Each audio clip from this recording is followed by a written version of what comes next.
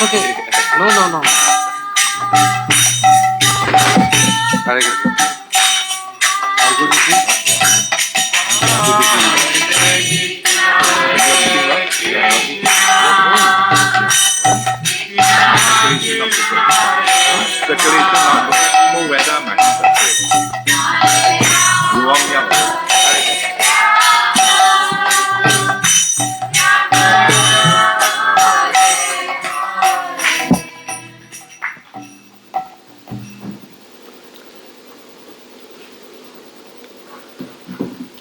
जय राधा माधव की, श्रील प्रभुपाद की।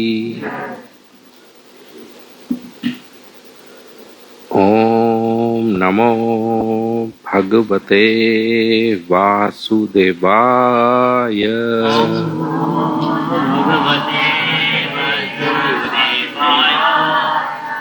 ओम नमो भगवते वासुदेवाय।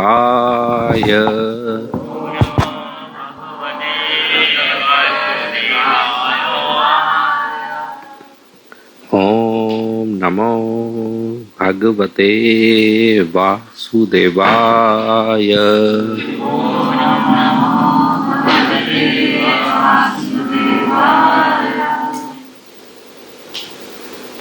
ओम अज्ञानतिमिरन्धस्य ज्ञानाञ्जनशलाकया चक्षु उन्मीलितं येन तस्मै श्रीगुरवे नमः। नमः ओम विष्णुपदाय कृष्णप्रेष्ठाय भूतले श्रीमते भक्तिवेदांत स्वामी इति नामिने। नमस्ते सारस्वती देवे गौरवाणी प्रचारिणे निर्विशेषा शून्यवादी पाश्चात्य देशतारिणे। जय श्री कृष्णा चैतन्य प्रभु नित्यानंद श्री अद्वैत गदाधर साधिक भक्त वृत। हरे कृष्णा कृष्णा कृष्णा हरे हरे, हरे राम राम हरे हरे। हरे कृष्णा हरे कृष्णा हरे कृष्णा हरे Krishna. So yesterday we discussed how the seed of faith can be nourished to become fruit of love by everyday chanting the holy name of Krishna and hearing Srimad Bhagavatam. Our faith can grow.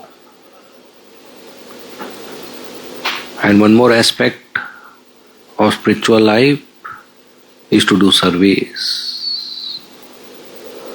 That also is essential for the faith to grow. Chanting is sufficient only if you chant 24 hours. If you are not chanting 24 hours, then we do something else also, and that is service. When Sri Chaitanya Mahaprabhu is staying in Jagannath Puri, for some time he went to South India. At that time, the king Maharaj Pratap Rudra, he is also great devotee of Lord Jagannath. So he heard about Chaitanya Mahaprabhu and he spoke to Sarvabhauma Bhattacharya about Chaitanya Mahaprabhu. And Sarvabhauma Bhattacharya told the king that Mahaprabhu is not an ordinary person, he is Jagannath himself, he is Krishna himself.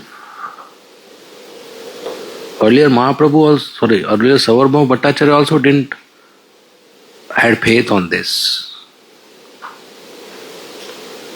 When Chaitanya Mahaprabhu first time came to Jagannath Puri, he fell unconscious after seeing Lord Jagannath.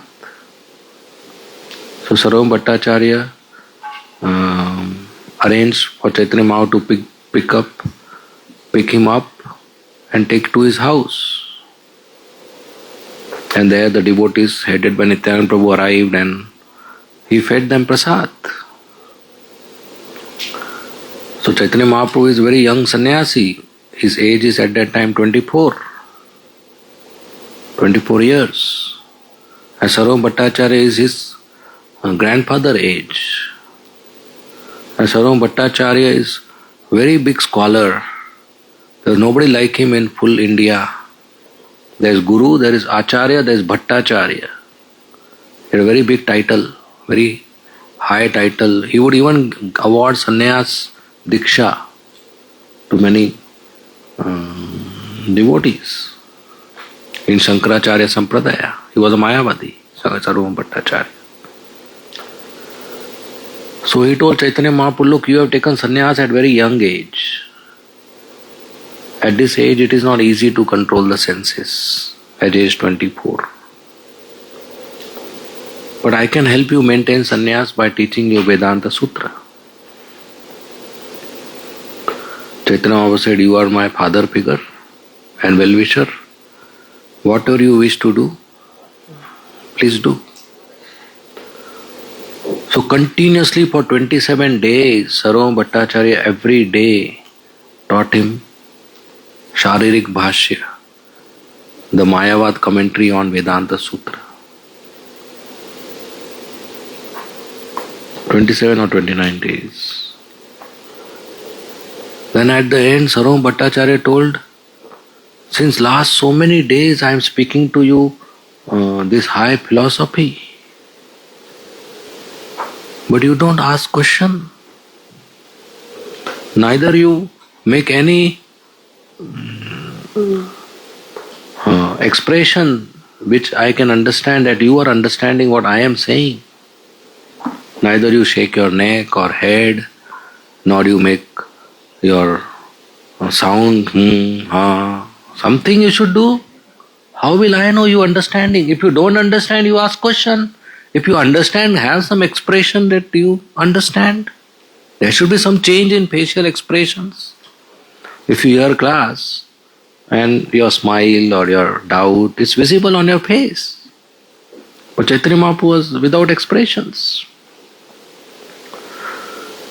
So Chaitanya Mahaprabhu said, my dear Sarvam Bhattacharya, you are my senior.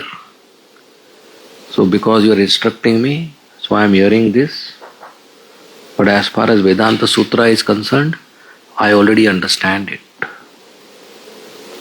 And as far as your explanations are concerned, they are like cloud covering the sun. You don't need an explanation. Vedanta Sutra is clear like a sun. Vyasadeva has explained it in Srimad Bhagavatam. But your explanations are not proper. This was a big accusation. Sarvam Bhattacharya is scholar in all over India. And he started arguing and they were arguing back and forth and Chaitanya Mahaprabhu defeated all his arguments. And as the arguments were going on, to make his point, Chaitanya Mahaprabhu quoted one verse from Srimad Bhagavatam. It's a very popular verse, it's called Atmaram Shloka, where it says that even Atmaram, self-satisfied souls, get attracted to Krishna, like Shukadeva Goswami. So Sarvam Bhattacharya got this point and he asked Chaitanya Mahaprabhu, yes, this shloka, I have a meaning for this, I have an interpretation for this. You explain this shloka. Chaitanya Mahaprabhu said, you are senior to me, you explain. Sarvam Bhattacharya got an opportunity to explain. So Sarvam Bhattacharya explained that shloka in 9 different ways. One shloka in 9 different ways. And Chaitanya Mahaprabhu was impressed. He said, wow, you must be Brahaspati.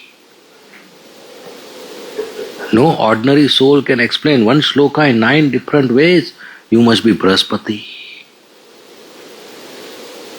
You are not an ordinary man. Sarvam Bhattacharya got very happy. He said, now you explain. Chaitanya Mahaprabhu explained it in 64 different ways. Sarvam Bhattacharya, you must be God. Who else can do that? And Chaitanya Mahaprabhu showed him his Shyam Sundar form. That Mayavadi became a devotee. So now Sarvam Bhattacharya told Maharaj Prataprudra that this Chaitanya Mahaprabhu, young sannyasi, is actually Krishna. Maharaj Prataprudra said, if anybody else would have told, I would not have agreed. I would have doubted. But you are telling, and you are such a big scholar, so I agree. I also heard about him. His beautiful, tall body, golden in color, and his ecstatic chanting and dancing, and his simplicity.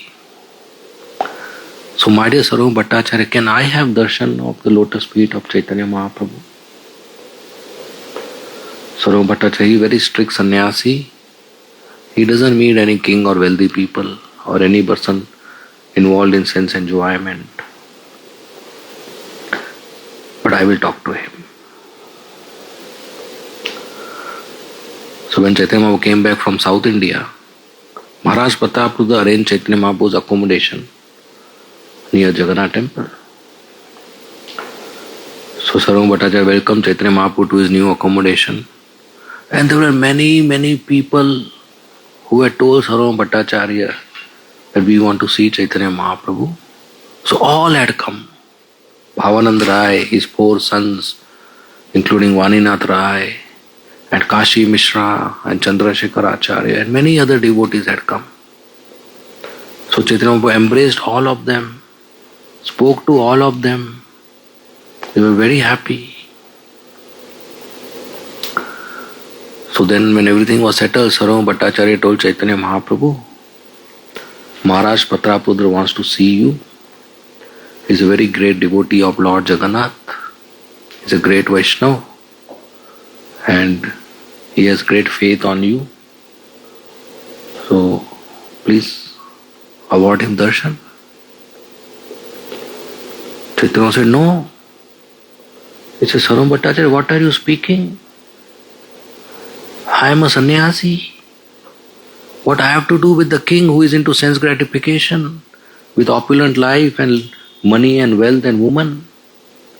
Why you are giving this proposal to me? You know very well. I should not meet him. Please don't bring this proposal again, or I will leave Jagannath Puri. So Sarvam Bhattacharya told everything to Maharaj Prataprudra. He became very unhappy that Chaitanya was meeting everybody and embracing them, and I am not able to even see him, have an audience. What is the use of my throne? What is the use of this wealth?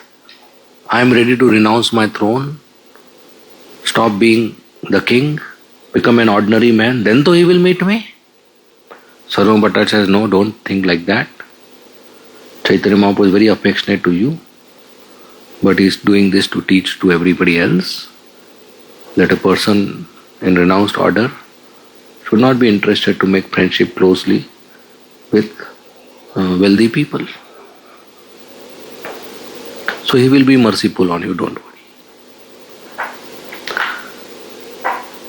But Sarvam Bhattacharya was afraid to bring this topic again, because Chaitanya Mahaprabhu told that if you talk about this again, I will leave Jagannath Puri. But every day Maharaj Prataprudra will ask news about Chaitanya Mahaprabhu to Sarvam Bhattacharya. And every day Sarvam Bhattacharya will give the news.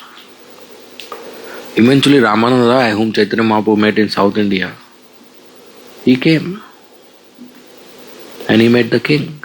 Ramananda Rai is governor under the king. So Maharaj Prataprudra told same thing to Ramananda Rai, that I want to meet Chaitanya Mahaprabhu. And Ramananda Rai knew the whole thing, that Chaitanya Mahaprabhu doesn't want to meet. And Ramananda is very expert. He is a governor very skills he has. So he and all devotees started every day telling something good about the king to Chaitanya Mahaprabhu, so that his heart becomes softer. They never told directly to meet, they just told good things. So the heart becomes softer.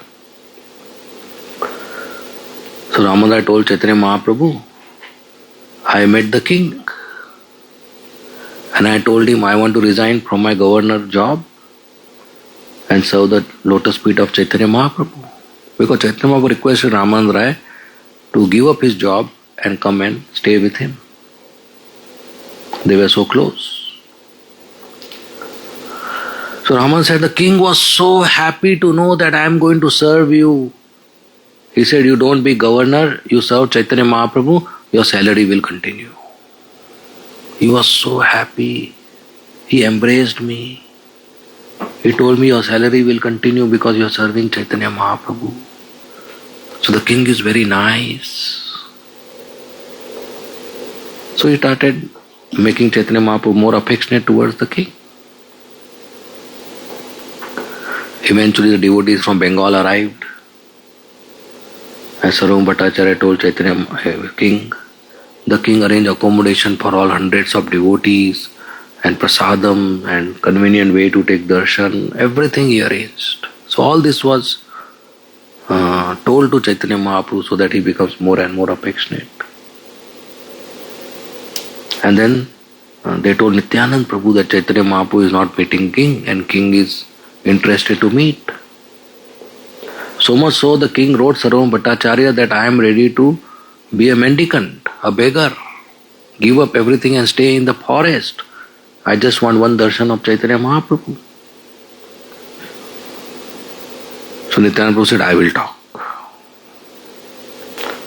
So Nityananda Prabhu spoke to Chaitanya Mahaprabhu with Swarup Damodar, Ramanand Rai, Sarvam Bhattacharya, all big shots. And Chaitanya told Nityanand, you also? You want me to meet the king and spoil my consciousness? Why should I meet a wealthy person involved in sense gratification? You may say the king is a great devotee and I agree, but still he is living in filth. Chaitanya Mahaprabhu compared a wealthy person involved in sense gratification as a person who lives in hole where stool is passed. It's filth. It's poisonous. What a sannyasi has to do with it. And he told, if I meet him, Damodar will get angry on me and he will criticize me. Damodar Pandit was an associate of Chaitanya Mahaprabhu who had a unique position that he would keep on giving feedback to Chaitanya Mahaprabhu that what you are doing is wrong. Who can do that to Mahaprabhu? But Damodar was very critical and he would do that lovingly without realizing, innocently he will do that. And Chaitanya said, Damodar will get on my case if I do this, because that's not a good behavior of sannyasi. Then at one point Sarvam Bhattacharya said, why don't you give one external garment of yours? So I'll give the garment to king, he will be satisfied. Chaitanya said, whatever you all feel good to do, you do. So they took one cloth of Chaitanya Mahaprabhu and gave to the king. The king worshipped the cloth as a deity because the cloth of Chaitanya Mahaprabhu or Krishna is non-different from Krishna. The paraphernalia of the deity is non-different from the deity. So the paraphernalia of the Lord should be worshipped equally as the Lord. At one time during conversation with Nityananda Prabhu, Chaitanya Mahaprabhu agreed to meet the son of the king. Because the son is representative of the father. So sometimes meeting the son is same as meeting the father. So the devotees, the son of the king was very young boy and blackish in color, dark color. So they dressed him as Krishna with a yellow dhoti and a flower garland. And they brought him in front of Chaitanya Mahaprabhu. Chaitanya Mahaprabhu immediately embraced him and said, Krishna, just by seeing you I am remembering Krishna. You must be a great Vaishnava. And that son, after getting embrace of Chaitanya Mahaprabhu, tears started coming from his eyes, hairs were standing on end, his voice choked up, and he was trembling in love. He got all the ecstatic symptoms of love. And from that day on, Chaitanya said, you can come daily. And daily the son would come in the association of Chaitanya Mahaprabhu.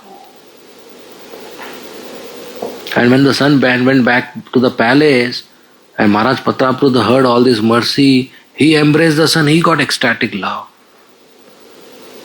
He felt like I am embracing Chaitanya Mahaprabhu.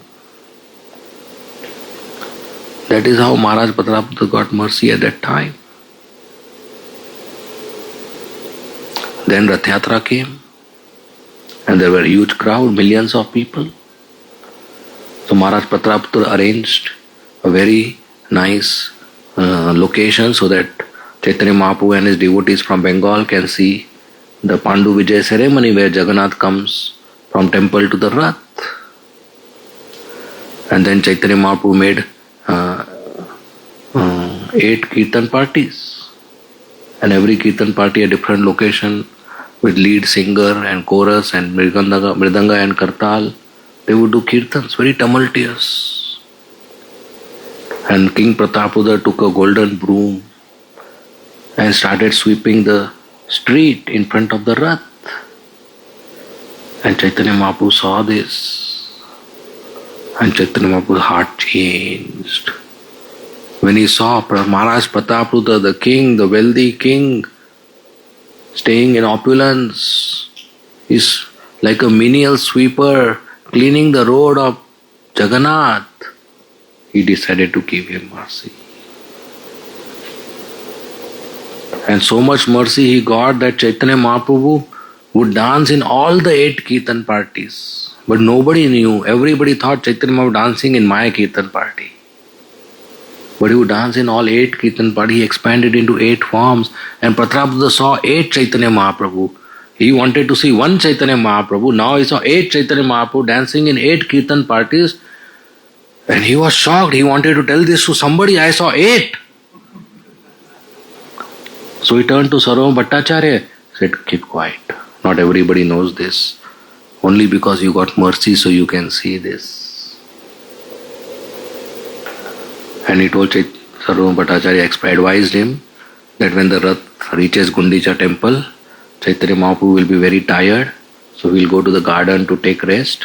There in simple dhoti kurta you go and massage his feet and sing Gopi Geet. And same thing happened when the Rath reached Gundicha temple. Chaitanya Mahaprabhu went lie down to take rest under a tree. And Pratapuda came in simple dhoti like ordinary man. And he started massaging his feet, Chaitanya Mahaprabhu's feet, and started reciting the slokas from Ras Leela pastime. And when he was reciting Gopi Geet, Tava Kathamritam, Chaitanya Mahaprabhu jumped up and embraced him. He said, what a nectar you have given me today. I don't know who are you, but you are the most munificent person, Burida, because you are giving me nectar of Krishna Katha. Please identify yourself, who are you? And he said, I am servant of your servants. And Chaitanya Mahaprabhu embraced him. With his own tears, Chaitanya Mahaprabhu wet his body. And that is how Prataprudra got mercy. Why? Because he took a broom and menially swept the street in front of the Rath Yatra, in front of the Rath cart, in front of the Jagannath Rath. So that's how he attracted the mercy of Chaitanya Mahaprabhu.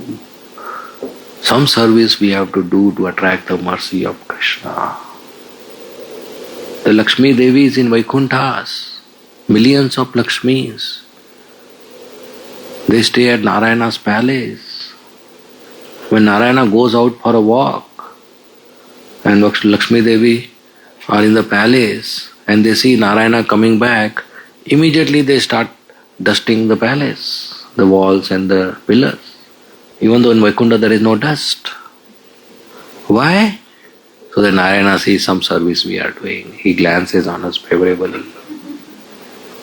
That is Lakshmi Devi always serving the feet of Narayana. Mother Draupadi, when she made the 16,108 wives of Dwarkadish Krishna, She asked each one of them, what is your story? How come you got married to Krishna? Rukmini Devi told her story, and Satyabhama, Jamanti, Kalindi, Lakshmana, Satya, Mitravinda, Bhadra, Rohini, they all told their stories. And at the end, they all told one thing, that we are made servant of Lord Shri Krishna. Somewhere in the corner of his house we are serving. Not a single said, I am queen of Dwarka, or I am queen of Dwarkadish, or I am wife. They all said, we are made servants. This is what attracts Krishna's mercy to us. When we offer some service to him, we are servants of Krishna. So it's natural for us to offer service to Krishna. And we should be happy to serve Krishna. Krishna can use any of his great souls like Hanuman, Narad Muni, Shukdev Goswami, Prahlad Maharaj to do his service. But he is giving us an opportunity, that is his love for us. That even though we are not qualified, but he is giving us service. So we should be very happy to do that service. And even little service we do to Krishna, he sees it in a very big way. And he gives us that blessings. In Mathura, Krishna Balram went with his friends to see the city before killing Kans. And there he saw Kubja. Kubja was walking on the street, and she is not very beautiful. And she walks bent. She bends at neck, back and waist. And she was having chandan, sandalwood in her hand. So just to make his friends laugh, Krishna cut a joke. And he called Kubja. He said, oh Sundari, oh beauty queen, who are you? Where are you going with this chandan? If you give to me, it will be so nice. He just cut a joke to make his friends laugh. And hearing this, Kubja stopped. And she turned, because she was eager to know, who is this person who is calling me beauty queen? Nobody calls me like that. And she saw Shyam Sundar, such a beautiful young handsome boy. So she got attracted. And she laughed. She said, Shyam, I am Kubja. I am Kamsa's servant. And every day I give him fresh chandan. And he is very happy with my service. I am very happy with my job. But seeing you, I can understand. I should give this sandalwood to you. So immediately she applied yellow chandan to Krishna, yellow sandalwood paste to Krishna, and blue to Balram. Both Krishna and Balram are so beautiful, they became more beautiful. Now Krishna thought, I should do something for her. She did something for me. Kubja doesn't know Krishna is Supreme Personality of Godhead, but she got attracted to his beauty. And what an attraction! She is Kamsa's servant, which means government job, sarkari naukri. And that too big job, direct king's servant. It's like driver of the president. That's not an ordinary driver, it's a big job. Driving is not big job, but whom you are serving is a big job. So she is in government job, directly serving the king. On the street she saw Krishna. On the spot she left her government job and joined ISKCON. She served Krishna. And she applied chandan. She developed love for Krishna. So to do something for Kubja, Krishna kept his feet on her feet. And with his two fingers below her chin, he pulled. And she became straight. And she became most beautiful. And because Krishna touched her, she developed love for Krishna. So by giving little chandan to Krishna, did she lose anything? She gained so much. The fruit vendor Mataji, she gave so many fruits to Krishna in return of few grains of rice. Did she lose? She gained millions of times more and she developed love for Krishna. So Kubja was so happy. Now she wanted to serve Krishna more. She said, "Come Krishna, come to my home." Krishna said no. She caught Krishna's dhoti. He said, "Now you have to come." All Balram and Krishna's friends are laughing on Krishna now. The pastime started by Krishna cutting a joke to make his friends laugh on Kubja, but now they are laughing on Krishna. Krishna became the joke. So that's Kubja's transformation. Even small service done, Krishna is highly pleased. So our bhakti runs on two tracks, like train runs on two tracks. One track is sadhana, other track is service. So sadhana means getting up early morning, having shower, applying tilak, wearing fresh clothes, paying obeisances to the deities in Mangalarti, then Narsingati, Tulsi Aati, and chanting minimum 16 rounds of Hare Krishna Maha Mantra on beads. Then Shingarati, Guru Puja and Srimad Bhagavatam class, followed by Prasadam. And reading and hearing Bhagavatam and following 4 regulative principles and fasting on Ekadashi and Janmashtami, Ramnavami, Gaur Purnima, other festivals, Narsingha Chaturdashi. That's sadhana, which we do every day. Then there is seva. It may be preaching, deity worship, leading kirtan, going on Harinam, cooking, prasadam distribution, cleaning the temple, or assisting devotees in any ISKCON activity, or temple activity, or deity activity. That's seva. So 2 tracks are required for a train. So 2 tracks are required for our bhakti train, for our spiritual life. So we do nice sadhana and we do nice seva. Some or other seva we should keep doing. Some or other responsibility we should have. And that will help us to grow in bhakti. Service should be done with a very deep gratitude. That so many are qualified to do service, but I am getting service even though I am not qualified. So let me do it for my purification. Let me assist the devotees in this service so that I get purified. We are servants of Krishna.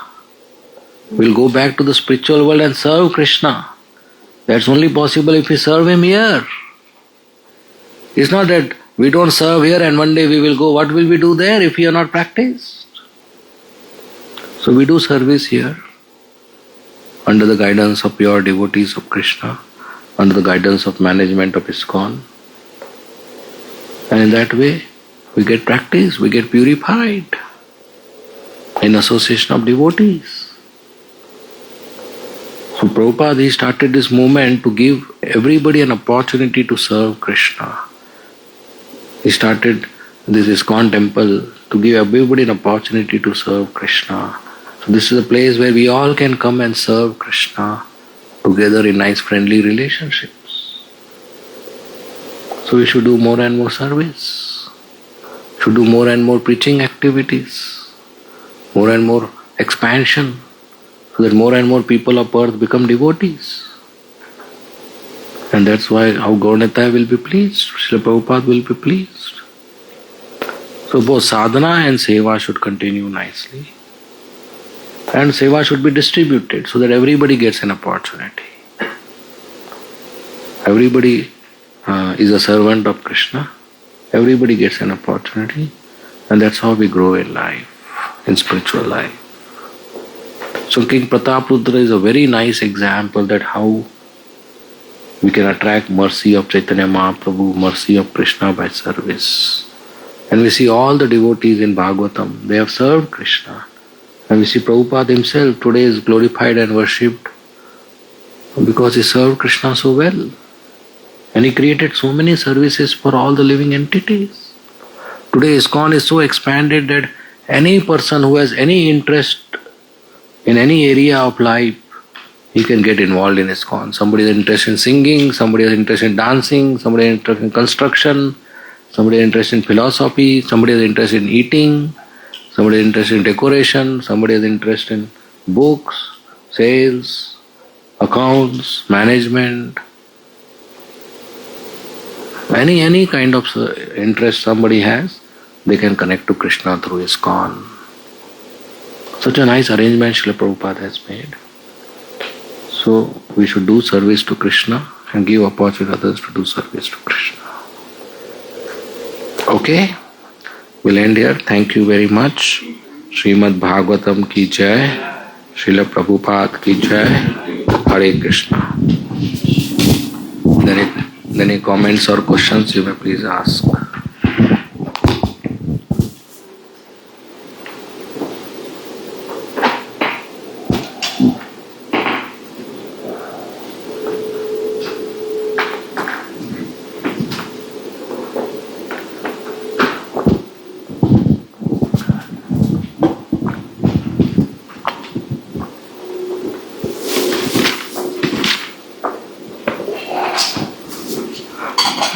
Hare Krishna, Prabhuji.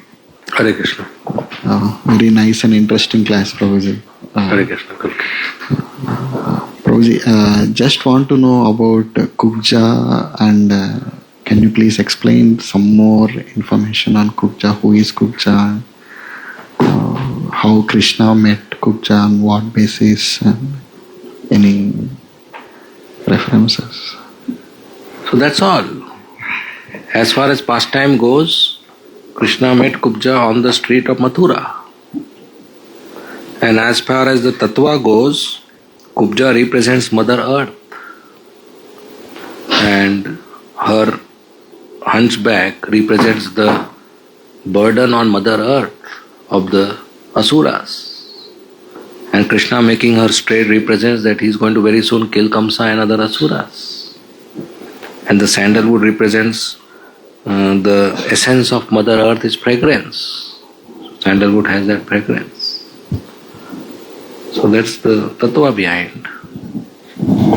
Nice. Thanks, Prabhuji. Hare Krishna. Premanand Prabhu. Hare Krishna, Prabhu. Thank you very much for the wonderful class. Thank you. You spoke wonderfully about the sadhana and seva. And during the time of Mahaprabhu, there was no internet.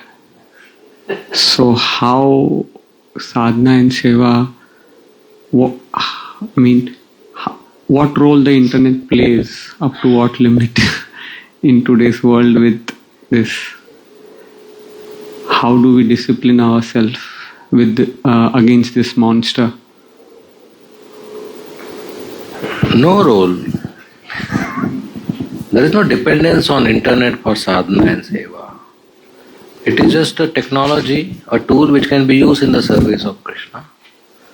But if somebody is coming in contact with that technology and spoiling one's bhakti, then just trash it. It's like knife. If you can use the knife to cut vegetables for Krishna, very nice. But if by contact of knife your fingers are getting cut, then don't come in contact. Trash it. It's optional. Right? So it's a tool. Tool means it can be used and it can cause an accident. So if somebody knows driving and is on the driver's seat, he can use the car to reach a destination. If he doesn't know the driving and is on the driver's seat, he will act to accident and harm himself or others. So it's a tool. So we use the tool in the service of Krishna. But if it is harming us, let's trash it. It's not necessary. If you don't have a phone, what will happen? Nothing will happen. Right? Life will continue. We all are from a generation where we lived without smartphones. Prabhupada took care of international society through letters. Through letters, he took care of such a big organization all over the world. We can't even pass a resolution with Zoom.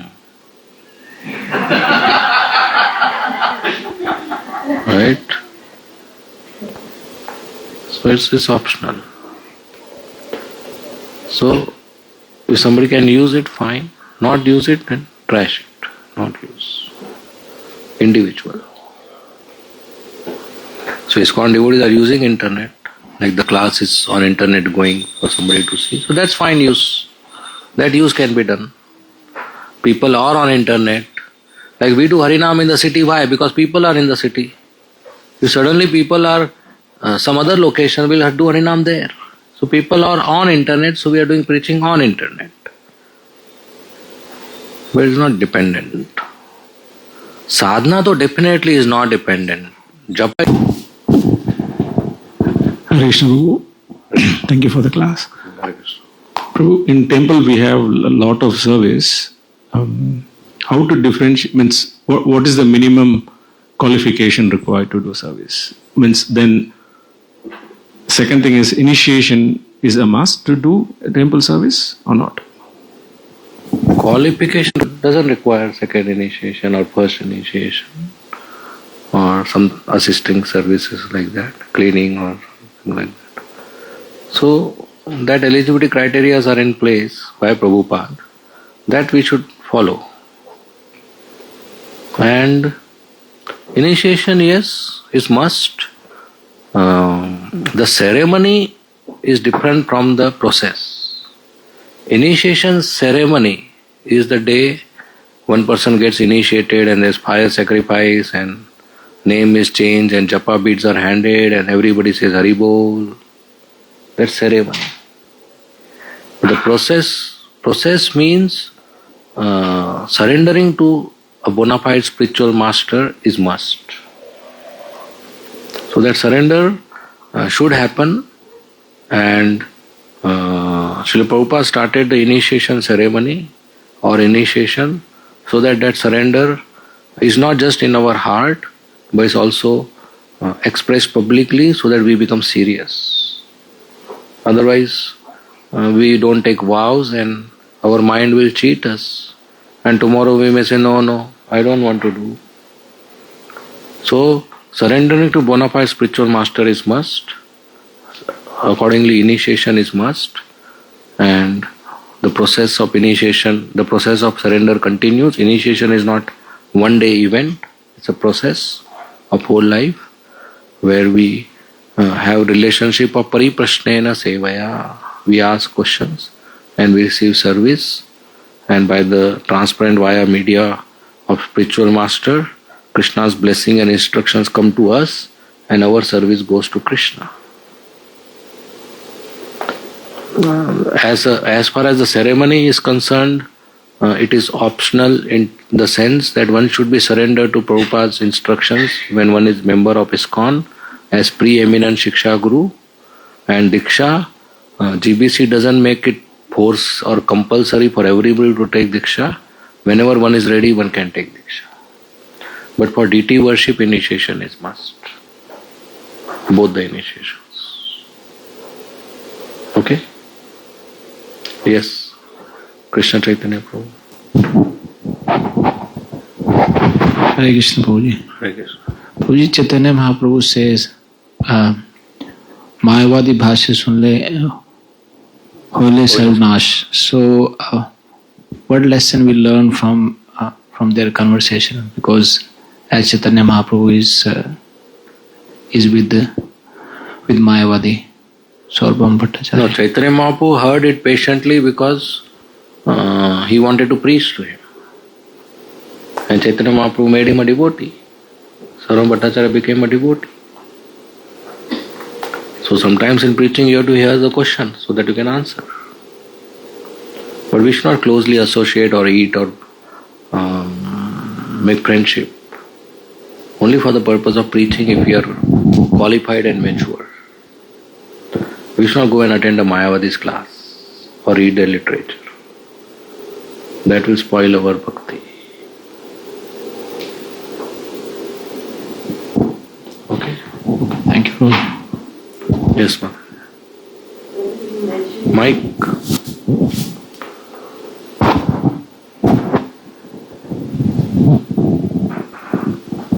Hare Krishna Prabhu. Prabhu, you mentioned that service should be done with gratitude. So, Prabhu, how do we develop that attitude of gratitude? Like what we should do? How do we check ourselves? Like, are we having the right mood to do that service? Well, gratitude here means that I am not qualified. There are so many other qualified.